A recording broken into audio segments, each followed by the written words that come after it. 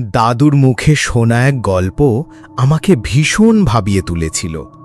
রায়পুর গ্রামের পরিত্যক্ত রেললাইন আর তার নিখোঁজ স্টেশন মাস্টারকে নিয়ে এসে এই গল্প।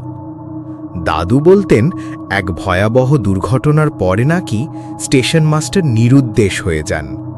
এই রহস্যের টানে একদিন রাতে আমি, রবি আর দীপক মিলে সেই পুরনো রেললাইনে যাই।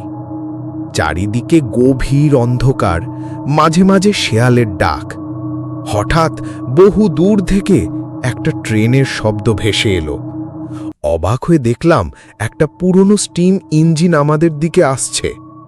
ট্রেনটা কোনো সাধারণ ট্রেন নয়, তার গায়ে লেগে আছে পুরনো দিনের ছোঁয়া, আর তার ইঞ্জিন থেকে বেরিয়ে আসছে এক অদ্ভুত নীলচে ধোঁয়া। ট্রেনের ড্রাইভারের আসনে বসেছিলেন এক বৃদ্ধ।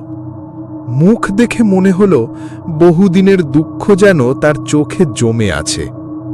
তিনি আমাদের দিকে তাকিয়ে বললেন, "তোমরা এখানে কেন?" ভয়ে ভয়ে আমরা আসল উদ্দেশ্যটা জানালাম। বৃদ্ধ হেসে বললেন, "তোমরা কি জানো, এই ট্রেনটা রোজ রাতে এক অদৃশ্য যাত্রীকে নিয়ে যায়?" আমরা স্তম্ভিত। কে সেই অদৃশ্য যাত্রী? বৃদ্ধ বললেন, সে হলো সেই দুর্ঘটনার একমাত্র সাক্ষী যে নিখোঁজ হয়ে গিয়েছিল। সে রোজ রাতে এই ট্রেনটায় করে তার পুরনো স্মৃতি দেখতে যায়।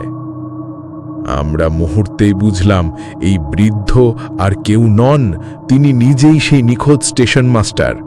দুর্ঘটনার আঘাতে তিনি নিজের পরিচয় ভুলে গেছেন। প্রতি রাতে তিনি এক অদৃশ্য সত্তার খোঁজে ঘোরেন, যা আসলে তার নিজেরই হারিয়ে যাওয়া স্মৃতি।